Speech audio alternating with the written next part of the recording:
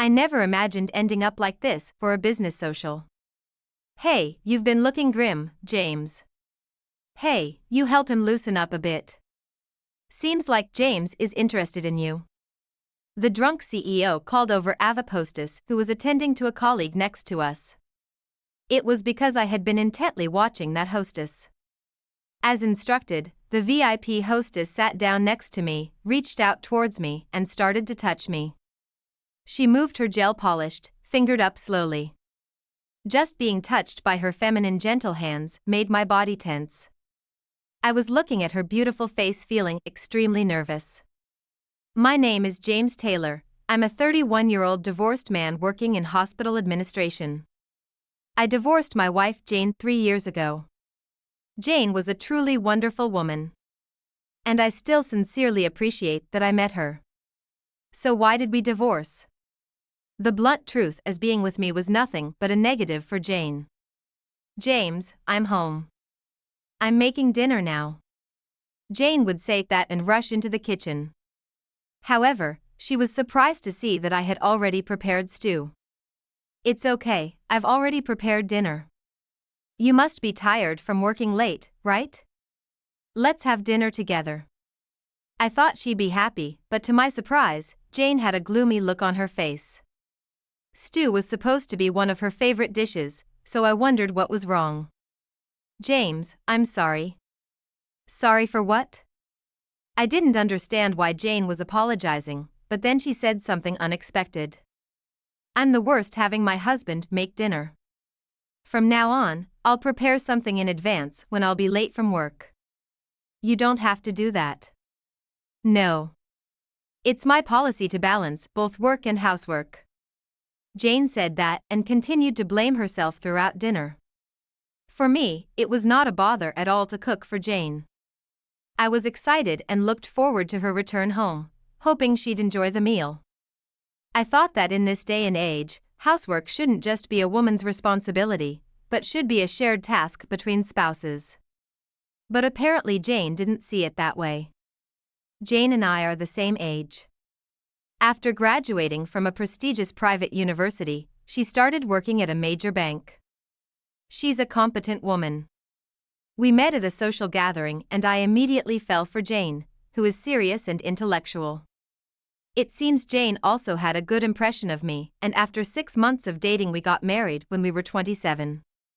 I admire Jane not only for her kindness but also as a person. However, within the first year of our marriage, I started to feel like I wasn't being a good husband for her. I usually got home from work on time, but Jane was always swamped with work and had to do overtime every day. She's a competent employee and the company has high expectations for her as a future leader. I supported her and wished she would let me handle the household chores so she could focus on her work, but as I mentioned, Jane was a perfectionist and didn't seem to want me to do the housework. I can't let my husband do the housework, she would say every time I offered to help. But it was clear that her work was getting more demanding. Despite her dedication to balance work and household chores, she was visibly wearing herself out day by day. She must have been extremely tired. She has become less talkative and more hysterical on more occasions. Just the other day when I suggested getting takeout since she didn't want me to cook, the conversation took a turbo turn. So you were saying the food I make isn't good enough? No, that's not what I mean. I tried to calm her down but she didn't speak to me for the rest of the day. I know Jane didn't act that way because she wanted to fight with me. She was simply at her limit. Not wanting to push my beloved wife any further, I proposed a divorce to Jane. I see, divorce. Jane quietly accepted my proposal. Of course, since I was the one who suggested the divorce, I intended to pay alimony, but Jane declined, even though the amount might not mean much to her, as she was working for a big corporation. It was a matter of my feelings. I explained this to her. But she still refused. It's fine. I understand that I wasn't a good wife. No one would lift someone like me, unlike the hysterical Jean I had known recently. She looked genuinely sad at that moment. Still in love with Jane, I yearned to hold her tightly in my arms. The wish will never come true. Since we've decided to divorce, there must be plenty of men more suitable for Jane than I am. So we get divorced and began separate lives. After divorcing Jane, my coworker and friend Mark suggested I should seek new relationships. You're still young, let's look for a new romance.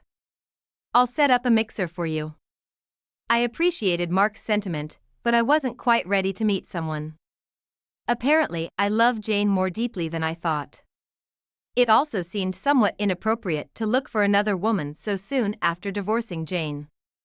I felt guilty wondering whether I, who had caused Jane sadness, had the right to find happiness.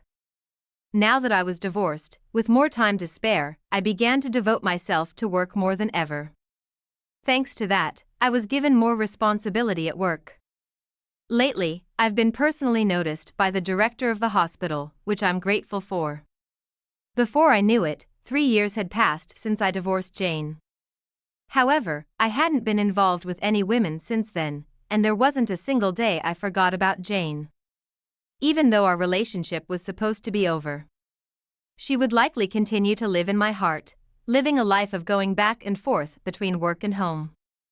One day, the CEO suggested we all go for drinks at a club in downtown LA. I'd like to deepen our friendship with you guys who have been managing the hospital administration so appropriately. Of course, it's all on me. To be honest, I wasn't very interested in this proposal. I never visited such a place before. And wasn't interested in women right now. Even if I were to be entertained in this state, I didn't think I would enjoy it.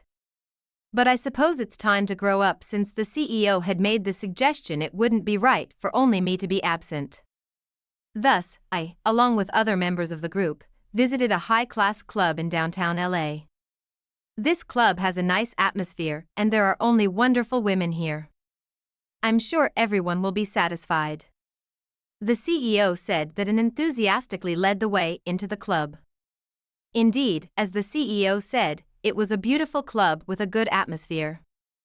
I, who had a flashy and flamboyant impression, felt relieved when I saw the calm ambience of the club and thought I might be able to drink peacefully here.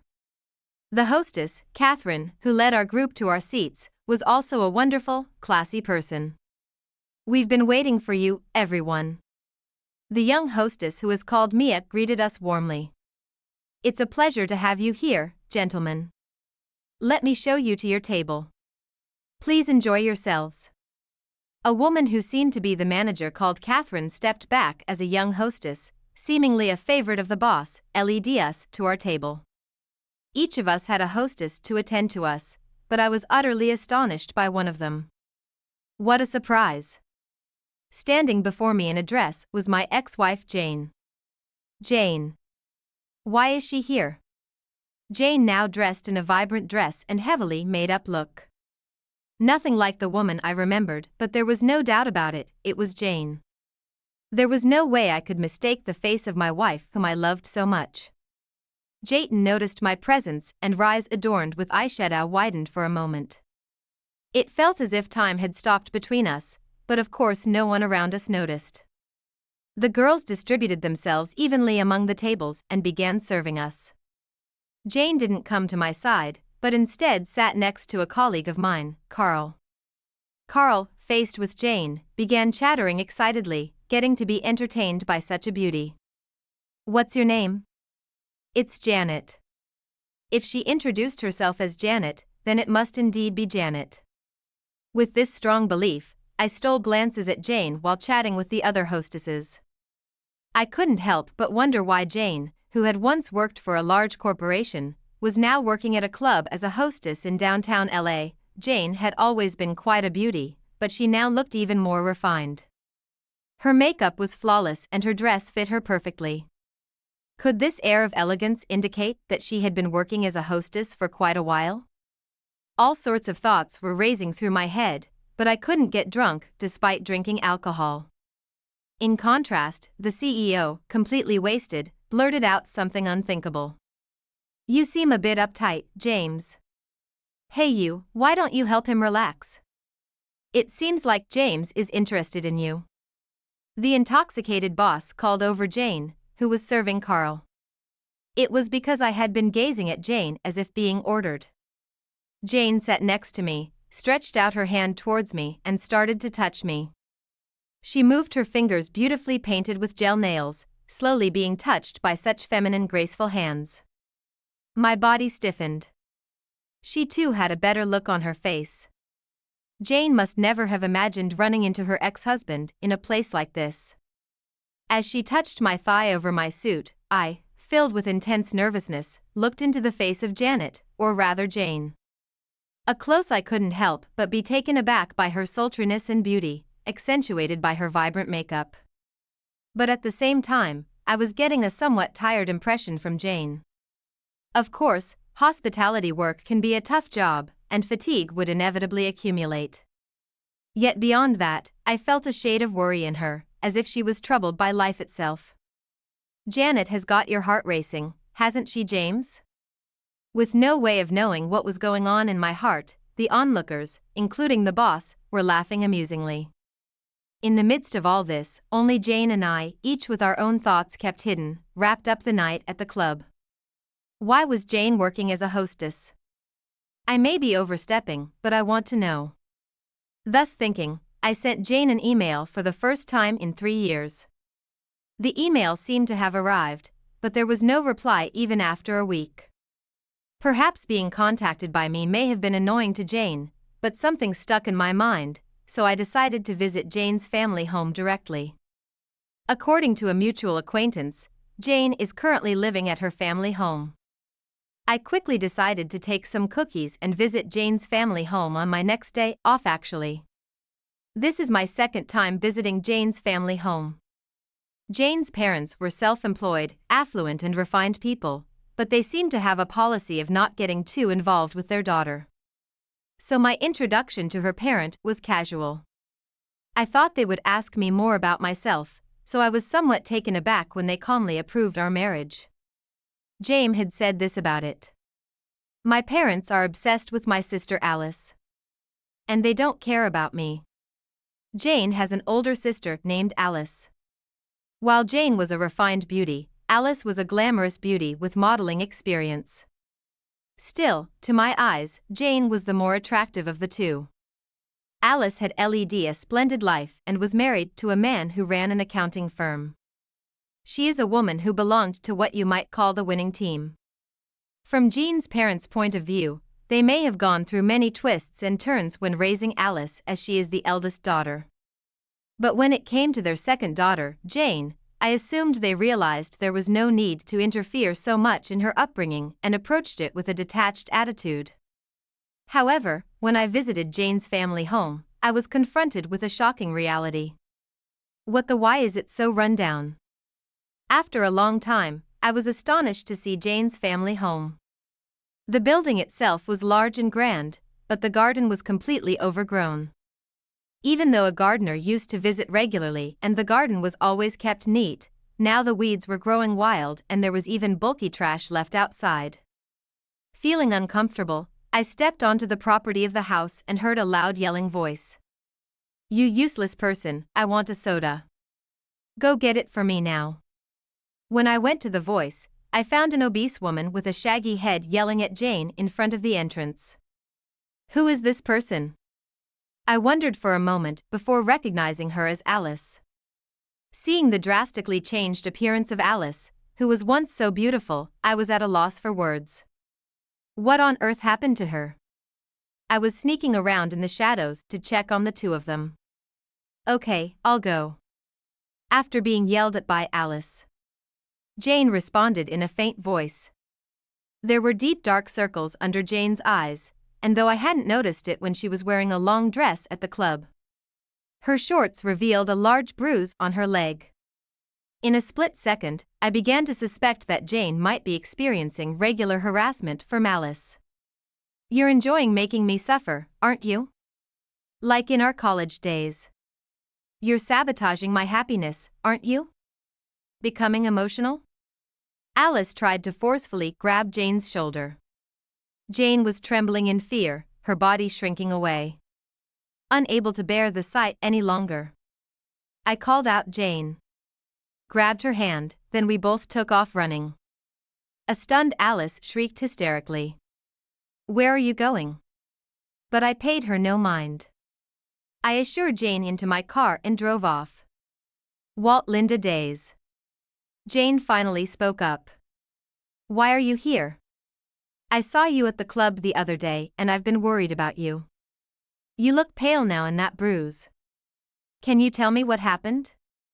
It has nothing to do with you since we're divorced, right? Please take me home. If I don't get back soon, my sisters will scold me. Jane said so and repeatedly begged me to drive back to her parents' house. Why would she want to go back there?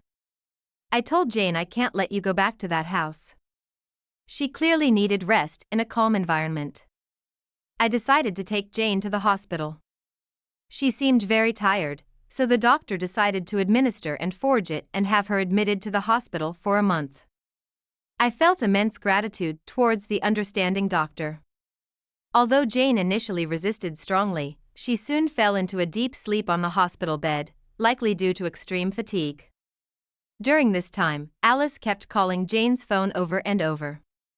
I listened to the voicemails Alice left. They were nothing more than threats. Jane, where on earth are you?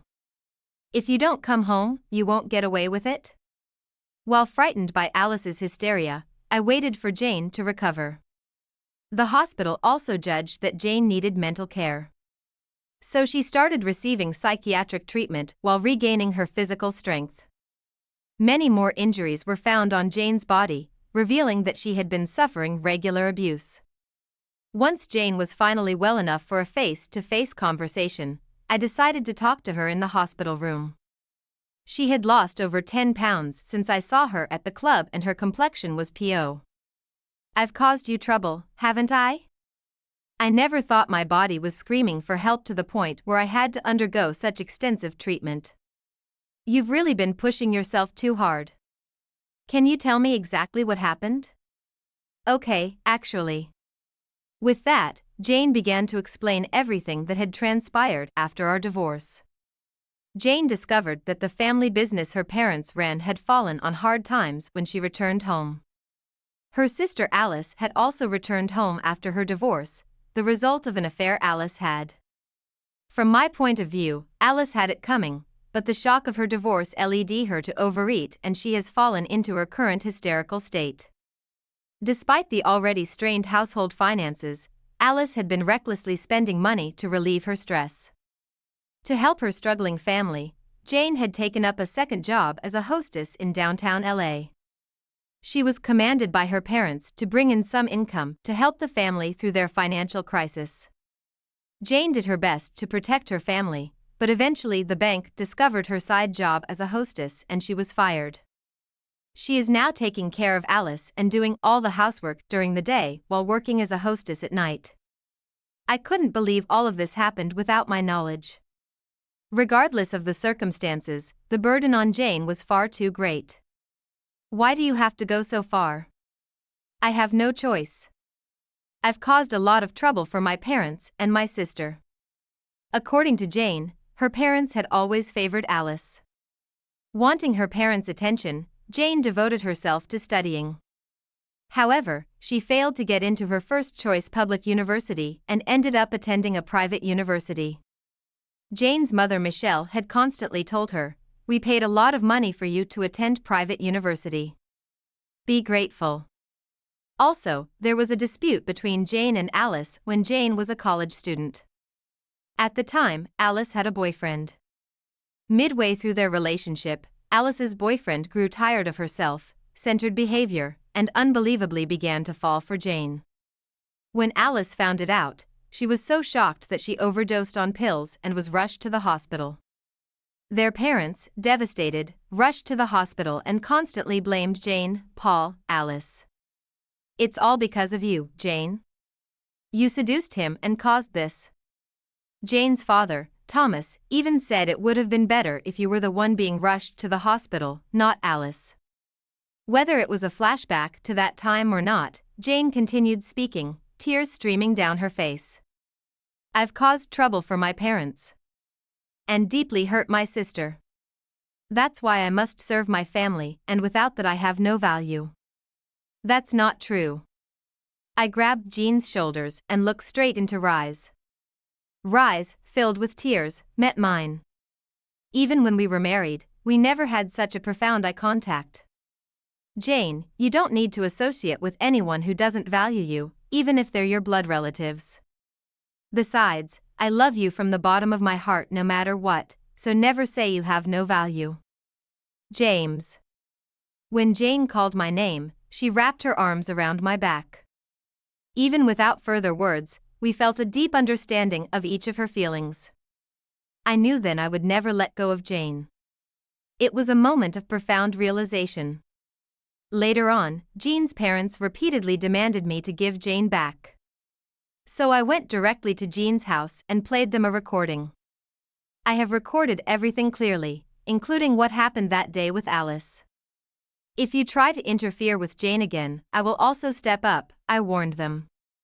After I said that, the three of them looked as if they had bitten into a sour lemon. What then? Who's going to take care of me? Ellis wailed as she said that. But surprisingly, we were able to cleanly and easily sever ties with her toxic parents. Jean's former home was in dire straits, unable to make ends meet and considering bankruptcy. It's pitiful indeed having to take care of Alice in such a situation. After cutting ties with her family and a year later, Jane and I got married again. Jane got a job in the administration department of a company. She was a former banker, and an excellent one at that, so she often had to work overtime due to her colleagues relying on her. I'll be late today. Could you prepare something for dinner? Sure. I'll cook whatever you want. Really? Then I want a gratin. All right. Leave it to me, I said, making fists pump. True love is not about wanting something from the other person. It's about wanting to do something for them. I want to do something for her. This thoughtfulness is love. I can proudly say that meeting such a person makes me the luckiest man in the world. My name is Ken Jones, I'm a 50-year-old nurse working in a hospital, and right now I'm on the verge of making a major life decision. In front of me, there is a piece of green paper with my name and signature already filled in. In other words, I was staring at a divorce paper, heaving a sigh. I have a wife, Mary, who's 3 years younger than me. We have married 5 years ago. I tied the knot at 45. We met at work where Mary worked as a medical assistant. Both of us have been so absorbed in our work that we haven't had the chance to meet someone and had given up on the idea of marriage. That's why we hit it official, and before we knew it, we were dating. Because we were no longer young, we took extra care before deciding to marry. After a few years of dating, we finally tied the knot, so it was quite a late marriage. At 45 and 42. Considering our age, we gave up on having children, but instead, we vowed to spend the rest of our lives together. However, it turns out we were naive to think that way. After all, both Mary and I had lived our lives dedicated to our work. At first, we tried to align our shifts and cherish the time we could spend together. But inevitably, our schedules clashed due to night shifts, and then Mary started having health issues. It was menopause and it was quite troublesome, according to Mary. She was always irritable for no particular reason. She was tired, she was in a bad mood, she was always grumbled. Being a man, I couldn't understand her struggles. But what I did understand was that Mary was suffering. But there was nothing we could do. Our days were filled with petty quarrels. Both Mary and I were tired of our married life. In the span of 5 years, our love had completely cooled off. I began to wonder if there was any meaning to our being together. Every day we screamed at each other, cursed at each other that we live like this forever. The answer was clear. Without even thinking, I'm home. While I was looking at the divorce paper in the living room, I heard an indifferent greeting. Mary had returned from work. I had the divorce paper under the table and waited for Mary to come to the living room. After a while, Mary came back. Seems grumpy. At least reply if you're here. Hi. Cold words. A cold greeting. There was no warmth left between us. Listen. What? What do you think about getting a divorce, in my words? Mary froze. When I looked at her face, she didn't look surprised by see. I understood as usual. Mary replied coldly. She didn't seem sad nor surprised, even though I was the one who brought it up. I was slightly irritated that she didn't react at all, but I knew I didn't have the right to express that. So without saying a word, I handed over the divorce papers and Mary didn't say anything, just swiftly signed them. Tomorrow I'll bring it to the city hall. This would be the end of our 5 years of married life. I'll make dinner for the last, Mary said, starting cook for dinner. Even after signing, Mary hadn't changed at all. She ate dinner as usual. And went to bed early. It was a bitiary that nothing had changed, but there was indeed a change. I realized the change just before bedtime. The bedroom was the same, but we were in separate beds. Even sleeping in the same room was something we hadn't done in a while. It's been a while since we've slept together. Mary started a conversation with me while I was having trouble sleeping. That's true. We initially shared the same bed, didn't we? You tossed and turned so much in your sleep it was impossible to sleep next to you. That's why we ended up in separate beds soon after. We had a genuine conversation after a long time and got carried away reminiscing about the old days, so we spent some time chatting. But Mary, I remember you used to sneak into my bed saying it was cold. That did happen, didn't it? I knew you were intentionally wearing skimpy pajamas. Oh, so you knew? We are no longer young, so there was no visible flirting, but Mary used to try to attract my attention often when we first got married. I found that endearing and used to give her attention. Recalling such things, I glanced at Mary. Upon closer inspection, Mary was wearing skimpy pajamas.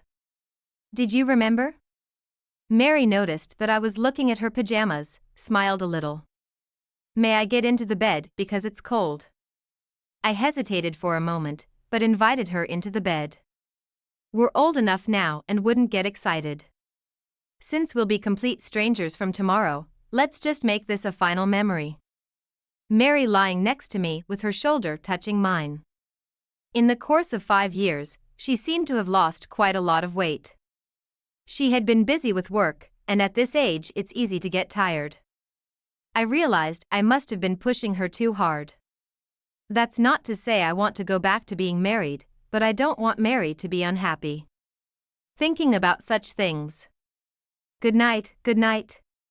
We fell asleep and the next day, by the time I woke up, Mary was gone. All of Mary's belongings were gone and there was no trace of her having been in the room. However, in the living room there was a note left behind that said thank you for everything, please take care of yourself. That's what was written. Half a year later I had changed jobs and was working at a large hospital. The marriage was a result of an office romance and I felt uncomfortable after the divorce. Plus I wanted a job that paid well. Those were the main reasons. Although I'm single now, I'm still a workaholic, so I guess I'm good with not getting married for a while. At least I'm done with office romances. Mr. Jones, the new patient, came in a while ago. My boss called out to me and I looked through the documents. I recall it was a patient who had a spread of cancer. She had been receiving outpatient treatment at another hospital, but from now on they would be admitted and start chemotherapy. Surprisingly, her name is the same as Mary, moreover. Her last name is the same as Mary's maiden name. Feeling some kind of connection, I headed over to greet her while taking her temperature. Excuse me, it's time for your temperature check. When I entered the private room, the patient who had been looking out the window turned to face me. Oh yes, go ahead. Could it be? Her face was pale, her cheeks were sunken, and she was extremely thin. But there was no mistake that it was Mary, the woman I had been married to. Even though I changed hospitals, you changed workplaces. In a feigned but unmistakable voice, I heard Mary's familiar voice. Mary was also incredibly surprised to see me, but I was beyond surprised because the documents stated the spread of her cancer. It wasn't just that she had lost a little weight or seemed low on energy. Looking at the completely changed Mary, it was clear that her condition was not good. Moreover, the date when the cancer was discovered was also written in her medical chart. Mary's cancer was discovered just before we divorced. So on the day I brought up divorce, Mary must have known she had cancer. Why didn't you tell me? Oh, about the cancer? Yeah, I guess it's out now. So I should tell you, even though I had no right to hear about it anymore. The words slipped out of my mouth. Mommy guessed my feelings and told me many things, that even without the cancer, our marriage had already cooled down, that she thought she was the cause, and knowing that she didn't have long left, she couldn't hold me back and agreed to the divorce. Listening to all this, I deeply regretted why didn't we discuss things more thoroughly? Why didn't I notice Mary's changes? I thought she had lost a little weight, but why did I leave it at that? Despite suffering from illness, I pushed Mary away. Like adding insult to injury, I had done something terrible as I blamed myself and sank into despair. Come on, you are healthier than me. Why hang your head more than I am? I was scolded by Mary. I had always dwelled when I made mistakes, and Mary often had to snap me out of it. That's right, I was supported by Mary. Despite that, I still haven't repaid her kindness. The person who supported me for 5 years is now right in front of me. I look straight at Mary. Look, I know I don't have the right to say this anymore, but I want to take care of you until the end. When I bow my head to Mary, she smacked my head. What are you talking about? You have work in between work, and after I'm done seeing my aunt assistants, Mary finally gave in, saying do as you like, with a look of both exasperation and joy. From then, I took care of Mary. Of course, Mary's parents visited her often, but I took care of everything else. I thought Mary's parents wouldn't accept me. But they did. Mary's family home is far away, which made it difficult for them to visit frequently. Honestly, there was no one else but me to take care of Mary's needs. For the following months, I visited Mary's hospital room every day. Whether I was at work, after work, on my days off, or before my night shifts, I was always by Mary's side. Then began Mary's treatment with chemotherapy. In the past, I've been cared for many patients as a nurse, but when it's family, it's a different story. Treating a stranger and treating family are entirely different. I intended to support her treatment as a professional, but I inevitably became emotionally involved. I was desperate. Mary had started treatment immediately after our divorce, but it didn't seem to be effective. The cancer had metastasized. Cancer treatment is incredibly difficult and painful. She had endured all that alone. I should have been there to support her. I wish I could do something for her. Despite all this, Mary remained positive and fought bravely against her illness. Even when she was feeling miserable, she managed to smile for me. That smile made me aware of my own helplessness. I couldn't do anything for her. Then, as if to add insult to injury, Mary's treatment had to be halted. With Mary's weakened body, there were few treatment options left. We had no choice but to abandon aggressive treatment. Mary accepted this reality, saying I'll live my remaining time to the fullest. She whispered this quietly, so I did my best to support her. We laughed at funny stories together, went for walks when she was able to go outside. We watched movies on rainy days, started knitting together and made little crafts, albeit clumsily. Mary laughed at my awkward handiwork. These little things brought us so much happiness. Mary seemed to feel the same way. Living each day peacefully, but the cancer continued to torment her. These happy times couldn't last long. From this point, Mary's condition began to deteriorate rapidly. She had sleepless nights due to intense pain. She cried more often, trying to hide it from me. We managed to get through with painkillers, but she gradually lost her vitality and laughed less frequently. All I could do was offer encouragement, but it seemed that Mary appreciated that. "Thank you for always being there," she told me. "If I was alone, it would have been much harder. I thought I was ready to give up, but you being here every day gives me the will to live another day." Eventually, Mary was no longer able to get up. She seemed lonely as she spoke to me. Despite her immobile body, she told me that she was able to face another day because of me. And yet Mary was dying alone. Because Mary and I were strangers. I was the one who wanted it that way. But now I deeply regret it.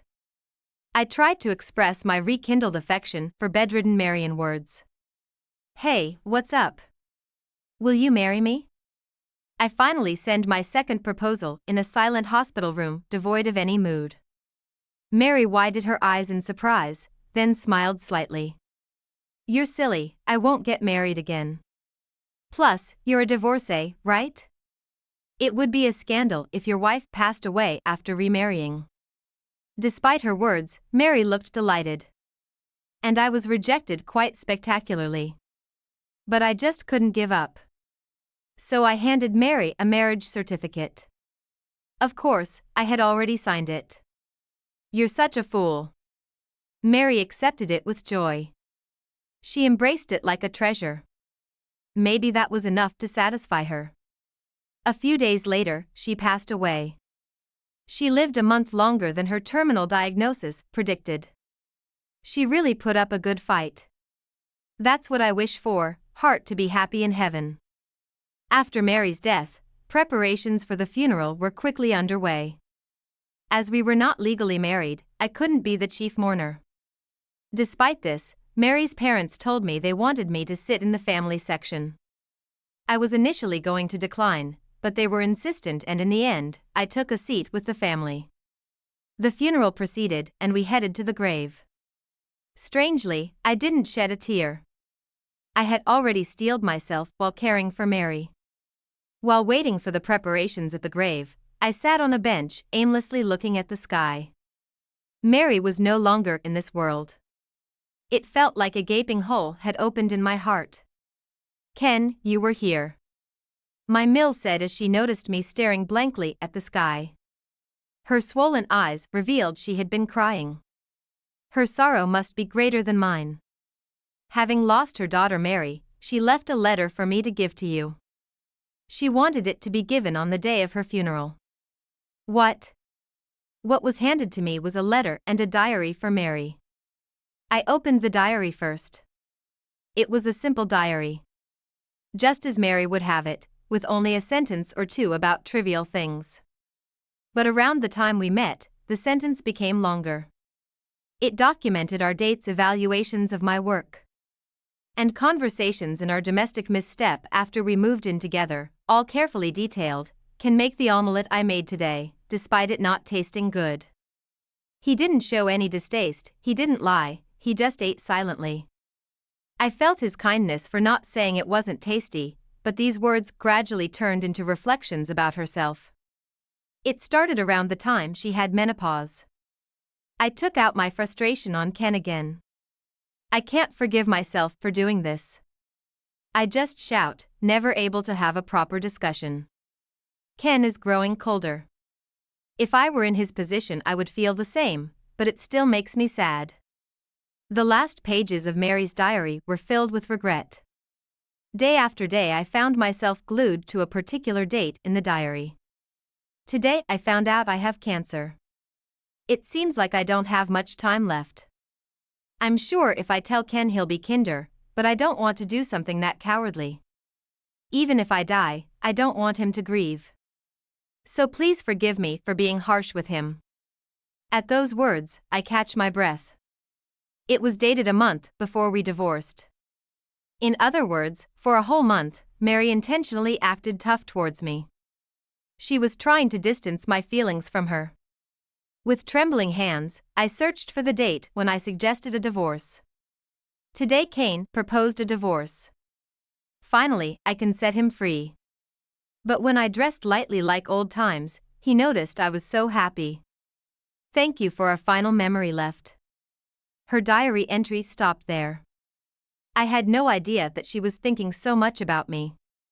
With tears welling up in my eyes, I opened the letter. I never expected to see you again at the new hospital. Even if I were to die, I didn't want you to cry. But when you said you wanted to take care of me, I was so happy. I'm sorry, I couldn't say no. I almost cried when you proposed again. I have no regrets now. I will go to heaven first, but don't you come until you're an old man. And if we meet again in heaven, and if your feelings haven't changed, then please marry me. Until then, I'll keep our marriage certificate from Mary.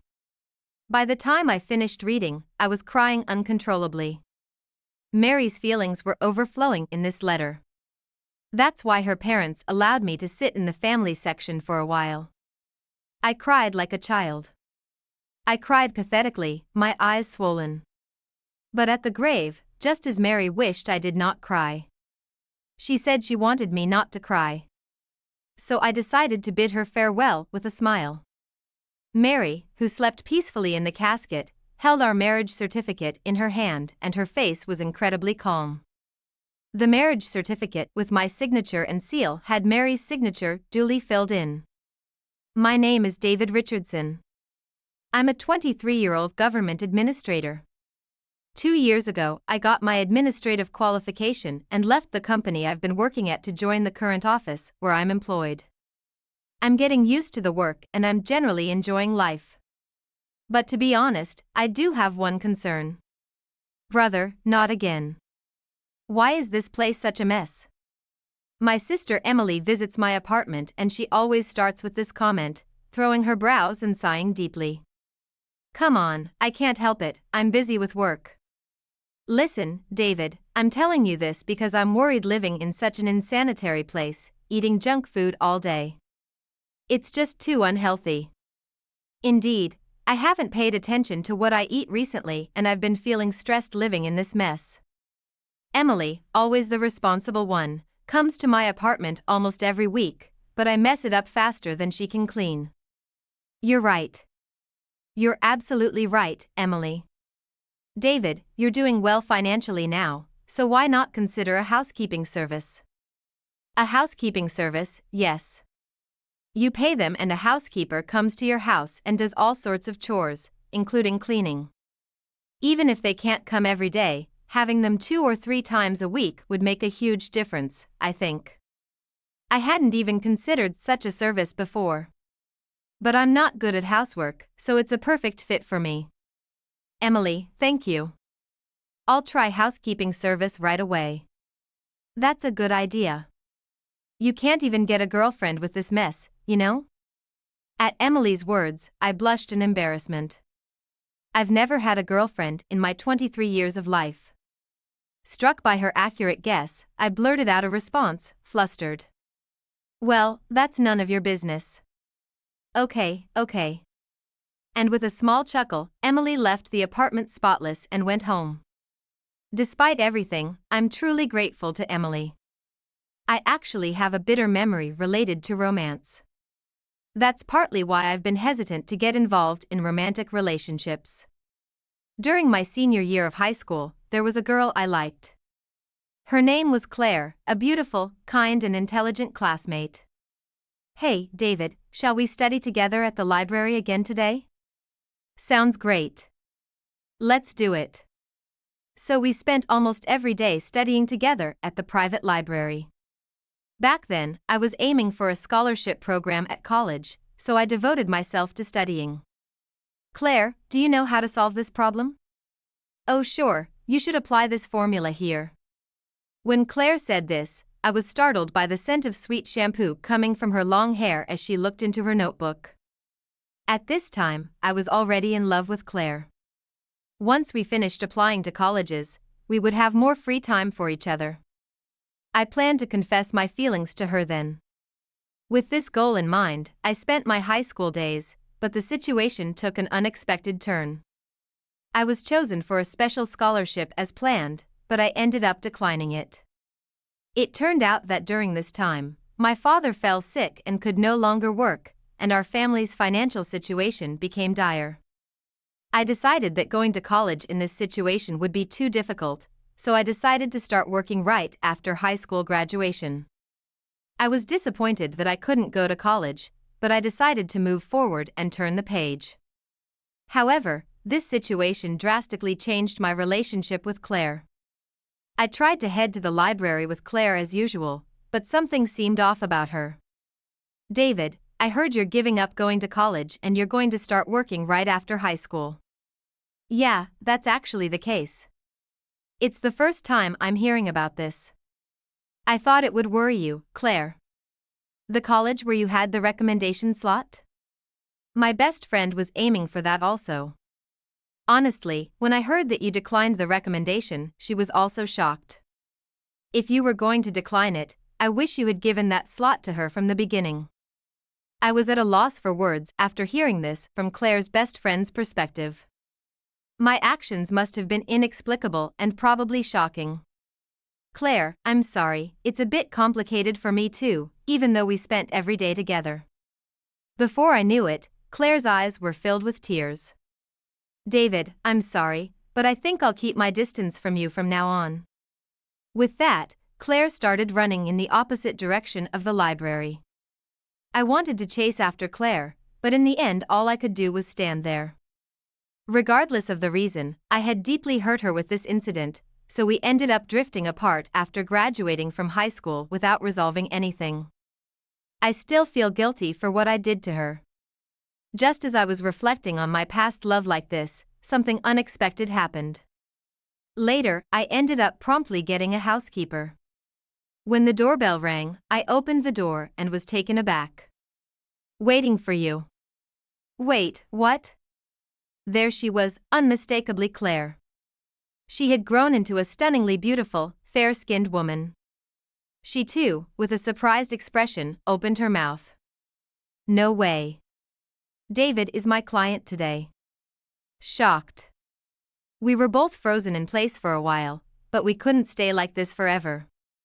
I invited Claire into the living room, handed her some tea, and Claire said thank you and began to speak slowly. Even though we ended things on such a note, I'm truly sorry for that time I heard about the real reason why you gave up going to college for Mother France. Claire said this with a genuinely apologetic expression. I was surprised by this turn of events as I thought she must have hated me by now. No, it's okay. Looking back, I realize I should have explained the reason more clearly. I said. But you were just trying to keep me from worrying, right, David? I truly regret having heard you like that. Claire replied, looking directly at me. Claire had grown even more beautiful than before, and I couldn't help but feel a bit flustered. Trying not to show my feelings, I looked away and said, let's let bygones be bygones. Anyway, thanks for coming today. Thank you, David. I appreciate you saying that. In order to apologize for what I did, I want to help with whatever you need.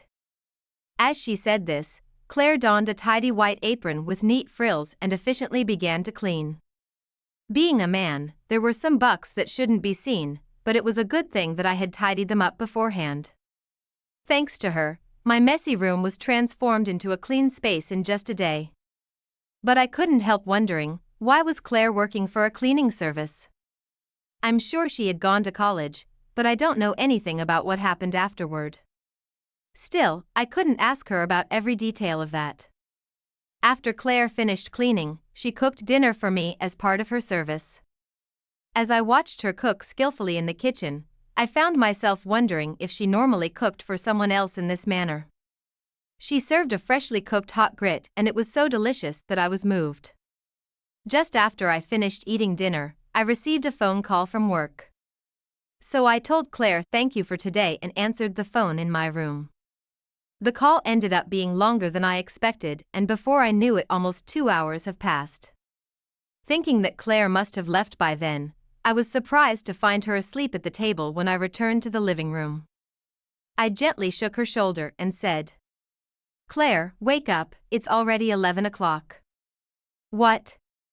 It's that late already? Oh no, I have work tomorrow. If I head to the station now, I'll barely catch the last train. Seeing Claire panic with a pale face, I could tell she was really in a tight spot. Claire, are you okay? You look really tired. Yes, my part-time job is really demanding and to be honest I'm maxed out. I'm sorry for overstaying, I am leaving now. As Claire scrambled to grab her back, I quickly grabbed her arm. I couldn't let her go home alone in her current state. David, what's wrong? You said earlier, Claire, that you'd do anything to apologize, right? So here's my request. Please stay over tonight. What? And my words? Claire's eyes widened. I want you to cook another delicious breakfast tomorrow, and after that you can leave. If that's all you're asking, I'm grateful. With that, Claire took a shower and immediately fell asleep in the guest room. She must have been really tired. I returned to my room and ended the long day by falling asleep. The next morning I woke up to find breakfast ready on the table, along with a note from Claire saying thank you for yesterday. I was relieved to see that she had apparently made it to work okay, but to my surprise, Susan showed up at my apartment again that night. As she prepared dinner, she began to tell me something. Thank you so much for yesterday. I was really tired, so it helped a lot. No problem. You do seem pretty busy though. Well, the truth is I'm living in an apartment in a suburb of Denver with my mom. After high school my parents divorced and things got tough financially. I had to drop out of college 2 years ago and have been working part-time jobs ever since to get by. I see, that sounds hard. The suburb of Denver isn't exactly bustling. The transportation is not the best either.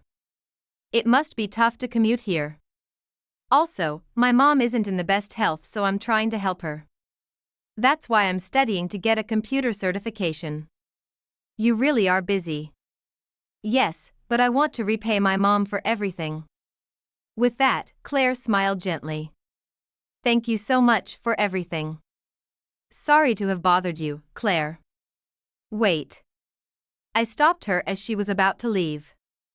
If you don't mind, why don't you stay at my place when you come into town for work? I'd love it if you could cook for me. My apartment is in a great location with good public transportation. It might take some of the burden off of you. Honestly, I was afraid she'd be put off by my suggestion, but Claire responded with a happy smile. David, thank you so much. Okay, in return, I'll clean and cook for you. From that day forward, I started asking Claire to take care of my housework on a regular basis. I always paid her as agreed, but when she stayed over at my place, Claire cut extra food for me. She told me that she used to get really tired from the commute alone, but now that she could stay at my place when she had jobs nearby, it had made her life much easier. Having her clean my apartment was also a great help for me. One day my sister Emily happened to meet Claire and was surprised. Why is such a beautiful woman in your apartment, David? Emily, this person is the housekeeper. Nice to meet you. I'm Claire. Actually, I went to high school with David. Oh, nice to meet you. I'm his sister, Emily. Despite my clumsy brother, I hope we get along well. Emily quickly became friends with Claire. The two of them were chatting happily, and before I knew it they were cooking together in the kitchen, and when they ate dinner together they kept calling each other Claire and Emily and seemed to be having a great time. I never imagined they would become so close, even after Emily went home. Claire seemed to be in a good mood. Emily such a mature and cute girl. She was following you around all the time. Wasn't she a bother? Not at all. I'm an only child, so it felt like I had a little sister. It was fun. After that, Emily frequently visited my apartment to cook and sew with Claire. They always seemed to have a great time together. Watching them, I realized how much I cared for Claire. Despite telling myself that it was all in the past, my feelings for her were only growing stronger. But I knew that Claire was just being kind to me because of her job right now. Just being able to be with her makes me happy. I should be content with that. I kept telling myself that, but then an unexpected event happened. David, I have something to tell you. I'm thinking of quitting the housekeeping service soon. Hey, why Claire? I was taken aback by Claire's words. You know, my relatives have arranged to have a meeting with a potential suitor. He runs his own business and it seems I could get a full-time position there if we get married. It would put my mother's mind at ease and I've realized I can't just wander aimlessly in life. Claire chatted nonchalantly while briskly handling the housework as usual. However, she never made eye contact with me. I felt both shocked and somewhat uneasy at her words. I see. Well, I feel lonely, I responded. Haha, but I'll work my hardest until I leave. With that, Claire forced a smile and left the apartment. Even if they were not in a relationship yet, it might be awkward for Hart to stay over at a guy's place before the formal meeting. Despite having some of Claire's homemade food available, I didn't have the appetite to eat, spending time in the living room in a daze. The next thing I knew, Emily had come over and was shocked to see me in a taste of abandonment. Hey, what's going on with you? You're just sitting in the dark, staring into space. Well, when I explained about Claire's arranged meeting, Emily was also surprised. Oh, that's unfortunate. Yeah. Seeing me crestfallen, Emily spoke up. You know, you should tell Claire how you feel. Huh. It's clear to see. You love Claire, don't you? If you don't express your feelings before she's gone, you'll definitely regret it. Even if you get turned down in the end, confessing your feelings will prevent any lingering regret. After hearing Emily's words, I realized she was right. Back in high school, we had missed each other because we didn't communicate properly. I don't want to end up like that again. I want to convey to her just how important she is to me. I decided to request Claire's housekeeping service again and waited for her to come. When Claire visited the apartment, as usual, I stood directly in front of her. Claire, I have something to tell you. Huh? What is it? I've never been this nervous in my life, but if I don't share my feelings now, I will definitely regret it. That was far scarier than getting turned down. I've always loved you, Claire, ever since high school. That hasn't changed even now that we've reconnected. As I confessed, Claire was surprised and looked at me honestly. It felt like my face was on fire, but I had to finish. So if it's what you want, I want you to go to the arranged meeting. But if it's not what you want, I want you to stop. All I want is for you to be happy, Claire, David, as soon as I finish talking. Claire threw her arms around me. I hadn't dreamed that she'd respond this way, and I turned bright red. I don't really want to go to that meeting either. I love you, David. Claire. I gently stroked her head. Claire, wiping her tears, continued to speak slowly. I was truly happy when you, David, let me stay at your house and were so kind to me, but I wondered if it was okay for me to keep relying on your kindness like that. You graduated from high school and became a government administrator, whereas I've achieved nothing. I thought there must be someone better suited for you, David, and if I keep hanging around you, it would be a burden to you. Never had I imagined Claire felt this way. We both had feelings for each other, but neither of us noticed. But I won't repeat the mistakes we made in high school. That's not true. It's okay if it takes some time. Let's move forward slowly on the path that's best for you. Claire. Your mom would want your happiness more than anything. David, thank you. And like that, we held each other tightly, feeling Claire's warmth close to me. My love for her surged anew. I didn't want to let her go, ever. And so we officially started dating Claire, fulfilling her longtime dream, got her computer certification 6 months later, and started her career as a web designer. We took this opportunity to officially start living together, and Claire's mom moved into a house nearby. Now we can meet whenever we want. It's a relief. Curly, the two of us are discussing marriage. Well, to be precise, it's 3 of us. Emily is having a great time with Claire looking at wedding catalogs. Wow, this dress is cute too. Oh, but this one might be better. Sounds great, Emily. Make sure you dress up for the occasion. Of course, since it's a special occasion. Claire, you should change outfits at least 3 times like this. The two are enthusiastically planning a wedding. Oh boy, if we incorporate all of Emily's ideas, it might cost us a fortune. But seeing the smiles on the 2 most important women in my life, I can't help but think it's worth it. How did you like it?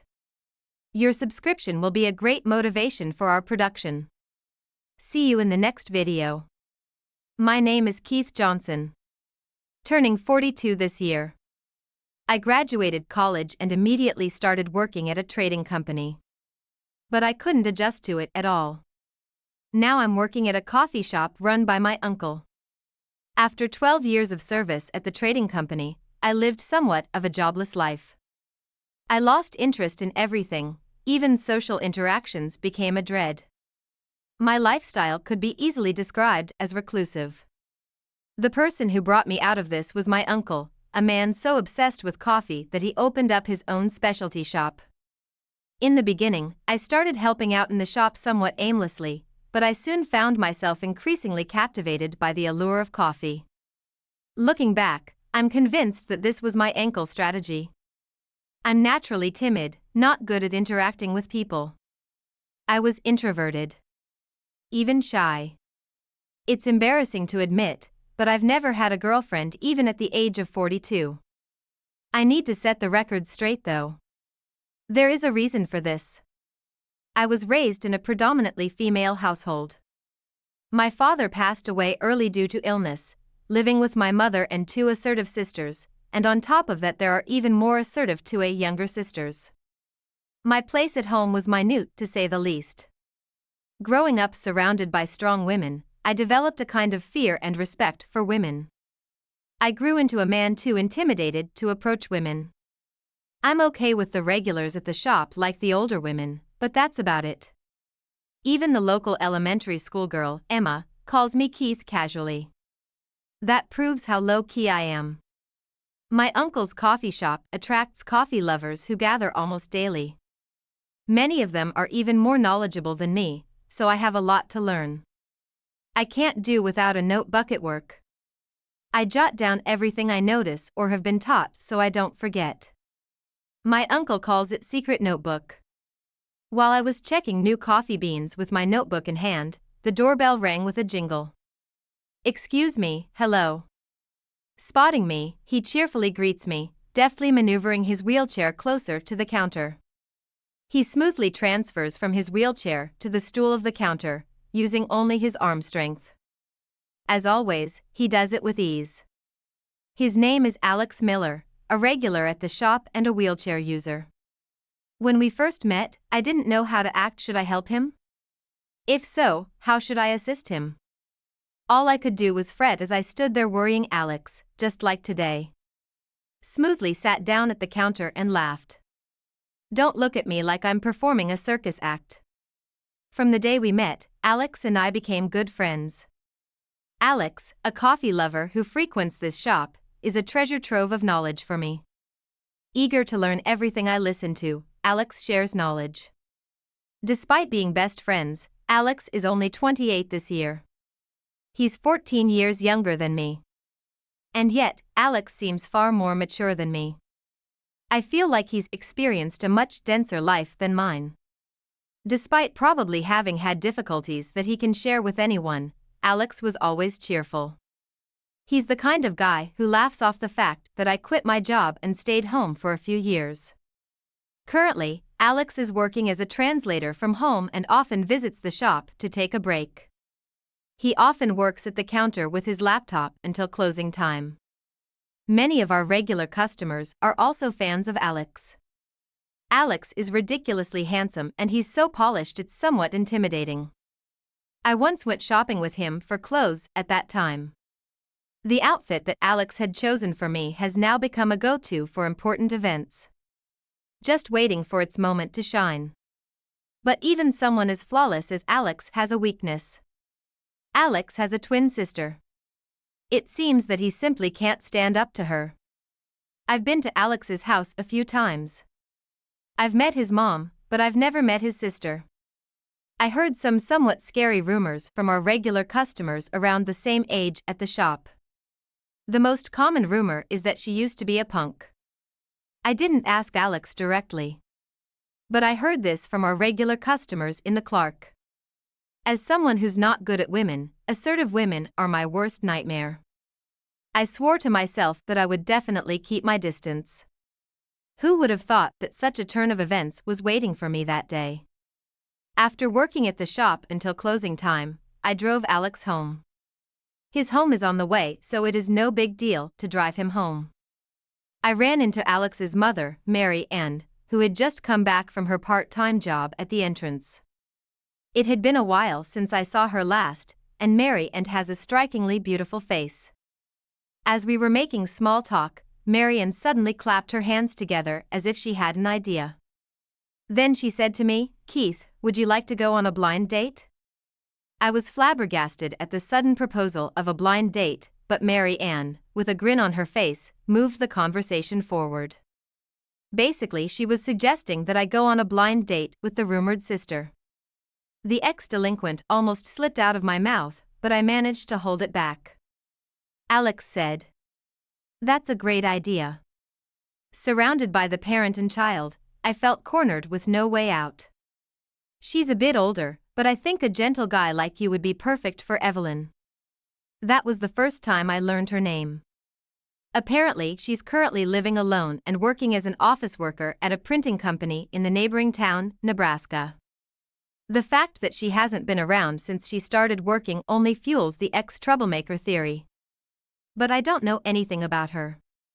And shouldn't her thoughts on this matter too? Mary Ann smiled at my flistered response. "Everyone's a stranger on a blind date, it'll be fine." I had no rebuttal to her completely reasonable opinion. In the end, they kind of pressured me into agreeing to just meet her. Sooner is better, and the date and location were decided on the spot. Mary Ann was quick to set everything up before I could change my mind. The following Sunday, a somewhat fancy cafe in the middle of a park. That's where I was going to blind date Alex's sister. The weather was incredibly nice, and the park was filled with families. When I told my uncle that it was a blind date, he let me have the day off without a second thought. Alex would be there too. Figuring I'd be nervous at first, I wore the outfit Alex had chosen for me and waited for them to arrive. "Keith, sorry to keep you waiting." Alex's voice called out. I turned around to see Alex in his wheelchair, smiling. Standing behind him was a woman who looked just like him, a real beauty. Upon seeing her, I was momentarily lost for words. I thought, I've never seen such a beautiful woman before. She had the same face as Alex, whom I was so used to seeing, but she was incredibly beautiful and she looked very grumpy, probably forced to come here by Alex. Her face seemed to be saying, "I'm not happy about this. This is my sister Evelyn. She's a 28-year-old office worker." Evelyn gives a small nod in response. I nod my head and mumble, "Nice to meet you." I was already nervous about this blind date. Besides, I saw such a beauty I couldn't find the words to say. "Are you both nervous?" Alex teases without missing. A bead of Len's hand slaps the back of Alex's head. She's quick. There might be some truth to the rumor that she used to be a bit of a wild one. "Don't tease people like that," Evelyn says in a slightly husky voice. For someone like me who isn't a fan of the high-pitched voices typical of some girls, Evelyn's voice was perfect. I don't remember much of what happened after that. Alex kept the conversation flowing and Evelyn and I responded with yes and no. That was our blind date. When Alex left, we sat in silence and time seemed to stand still. "Thank you for today. I appreciate you taking the time out of your day off too." Evelyn's eyes meet mine as I begin to stutter, feeling as though I'm being stared by her. My words trailed off. "No, I should apologize. Alex and the others pushed you into this," Evelyn says, bowing her head. She seemed far removed from her wild past, which left me speechless as I sat in stunned silence. Evelyn stood up quickly, grabbed the check and said, Well then, before leaving. Her brisk movements didn't give me a chance to stop her, leaving me stunned. I didn't expect to be left alone. And she even paid the bill. At least the blind date mission was accomplished. I gazed at the park, thinking that as long as we had met, Alex and the others would be satisfied. The next day, when Alex came into the shop, he asked me about what happened after he left, but there was no progress and nothing to talk about. Evelyn left before me, I said, trying not to look at Alex. He then handed me his phone. What? Call Evelyn and set up the next date? I pushed Alex's phone back, repeating I can't do that. She seemed so unhappy and I was sure she didn't want to see me again. I'd let her pay for the coffee even though she's 14 years younger, and I figured she must be annoyed. As we shoved phones back and forth across the counter, the doorbell rang, announcing a customer. Welcome. As a reflex, I greeted the customer with a smile and saw Evelyn with a sour look on her face. I froze for a moment. I nodded to Evelyn and moved over to Alex. What, Evelyn, are you off work today? Alex? Surprised to see her out and about on a weekday, I took a day off. You see, there was a solo exhibition for Professor. But more importantly, you shouldn't be going out dressed so lightly. Evelyn responded, placing a blanket on Alex's knee. In her hand she held a small silver oil heater. She probably brought it because she was concerned about Alex, who tends to feel unwell when it gets cold. Oh, the wood carving exhibition, right? It's next week, isn't it? Apparently she had come to help set up the wood carving exhibition that starts next week at the community center. Evelyn, a graduate of a fine arts college, seems to have majored in wood carving. It's difficult to make a living solely from it, so she's now selling small wooden carvings as a side job. I have some of my works there too, you should check them out. Evelyn said with a light smile. Her whole demeanor changes when she smiles. She has a beauty that seems somewhat irritable when she's not smiling, but when she smiles, she looks cute. It's a softer image than I had of her during our blind date, and it's quite a pleasant surprise. Maybe this is where I need to muster up my courage. I plugged up the courage to speak to Evelyn. Thank you for the other day, Evelyn. Upon hearing my sudden address, Evelyn seemed taken aback and her shoulders shivered. Without looking at me, she answered in a small voice. You're welcome. For some reason, I didn't feel like she disliked me. I might be conceited, but she seemed shy. Would you like to go out sometime? I blurted out the words before I even realized it. It seems like my desire to know more about her got the better of me. Seeing her surprised look, I pressed on. Eventually, after my plea to go out on another date, Evelyn gave in. This was the first time I had ever pleaded so earnestly with someone. Of course, this was all thanks to Alex's support. I don't think I could have invited her out on my own. Our date was set for 3 days later. The meeting time was in the evening. After work, I waited for her in front of a bookstore, our designated meeting place. She arrived right on time. It wasn't as tense as the blind date, but I was feeling jittery and couldn't come down. Well, it was my first date and I was nervous, so she probably felt the same way. I booked a Vietnamese restaurant, keeping in mind her preferences. This was also thanks to Alex's advice. Even after we arrived and settled at the restaurant, she seemed a bit jittery. She seemed disinterested in what I was saying and I started to feel sad. The conversation wasn't flowing and she wasn't eating much. Despite ordering a course filled with her favorite dishes, she seemed to find dining with me very unpleasant. She must have agreed to this date reluctantly because of Alex. As I thought about this, I started to feel more and more downcast. I had mustered up all my courage. But it felt like I had swung at thin air. I'm sorry, I think I forced you into having this meal with me. As I put down my chopsticks and said this, Evelyn, who seemed surprised, looked at me. It might be the first time today that our eyes met squarely. I'm sorry too. I wasn't really paying attention. She quickly apologized. Being considered by someone younger made me feel pathetic. It must have shown on my face. She looked at me with a truly apologetic face. I promise I won't invite you out again, so please relax. Managing a smile, I relayed this to her. In response, she placed her hands together and bowed her head in front of me. I'm really sorry, I'm so distracted thinking about Alex's date.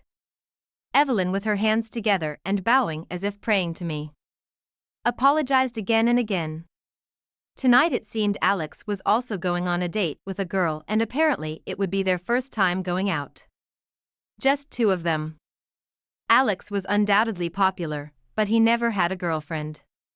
He told me once that he didn't want to bother the person he liked because he often had to be mindful on dates. That's why he didn't have a girlfriend.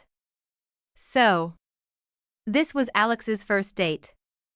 I could understand why my sister Evelyn was on edge. I mean, there are many obstacles like restrooms, steps and stuff, right? I'm just worried if Alex might mess up in front of the girl he likes. Considering this, I made a suggestion to Evelyn. Well then, let's go and secretly watch over Alex's date. Evelyn looked puzzled at my suggestion and exclaimed. She probably never imagined that I would suggest such a thing. I quickly stood up with the bill in my hand. You know where they're having their date, right?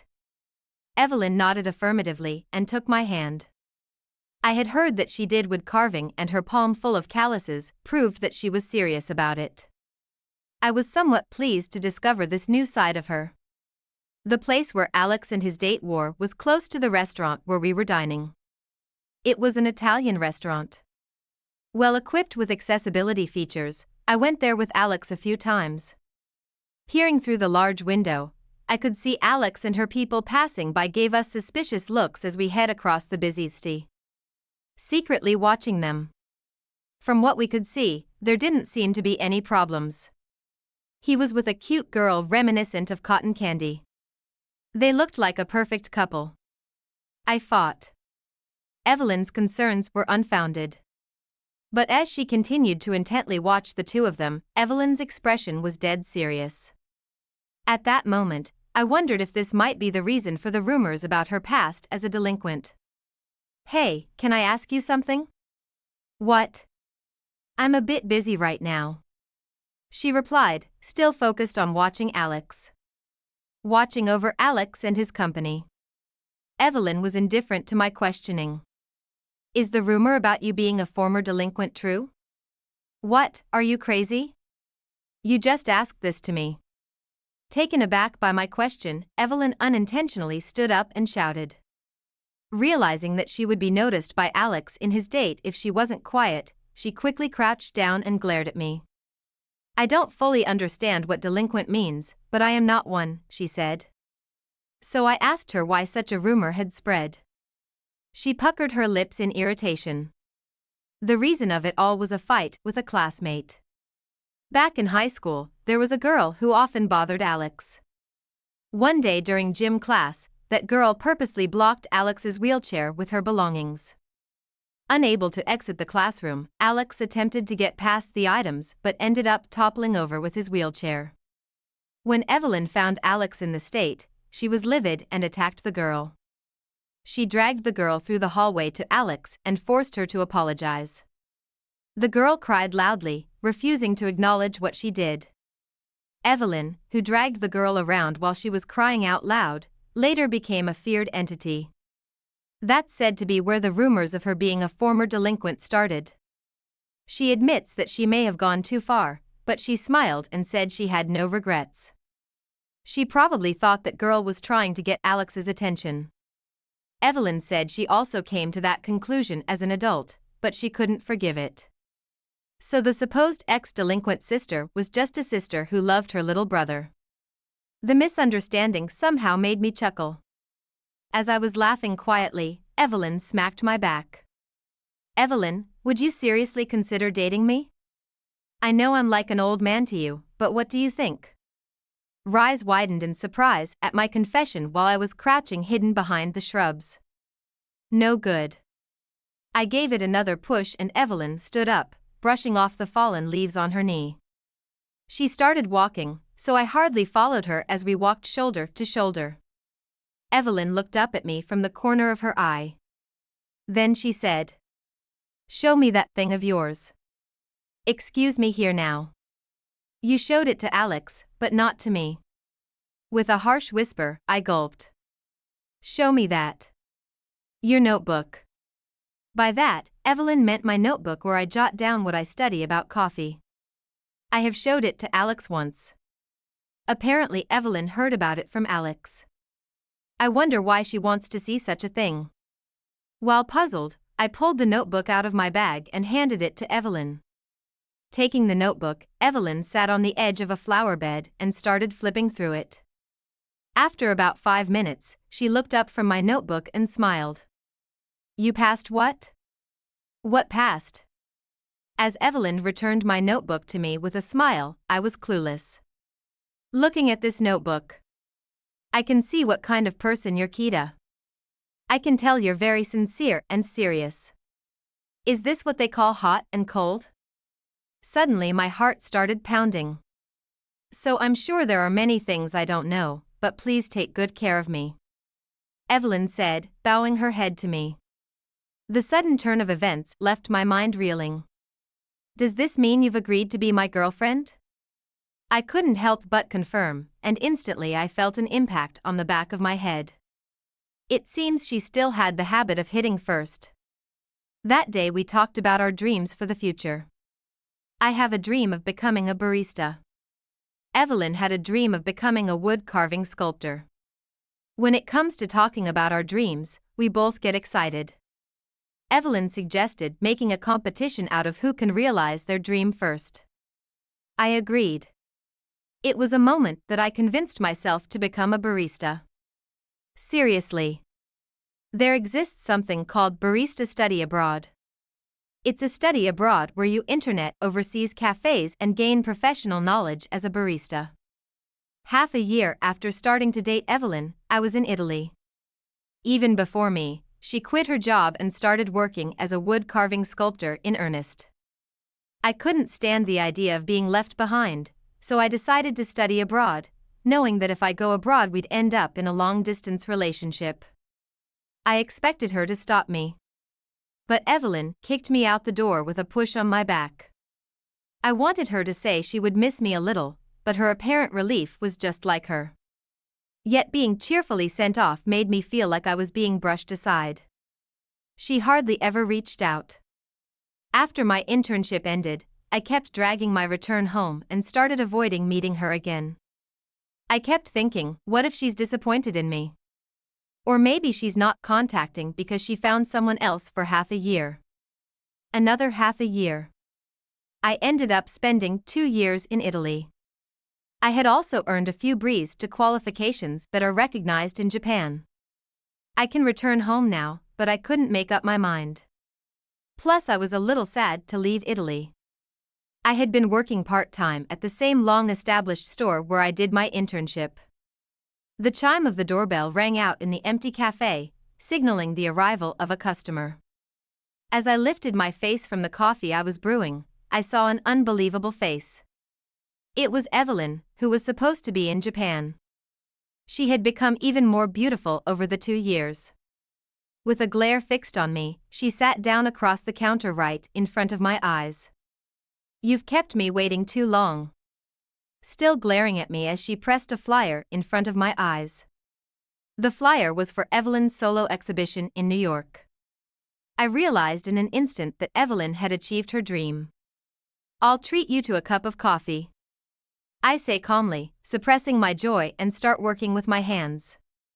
Evelyn seemed a little displeased that I wasn't fully stirred as before. "Well, you'd expect some changes after spending 2 years in Italy. Smooth interaction is also necessary for a barista." Evelyn waited for her coffee with a pout on her beautiful face.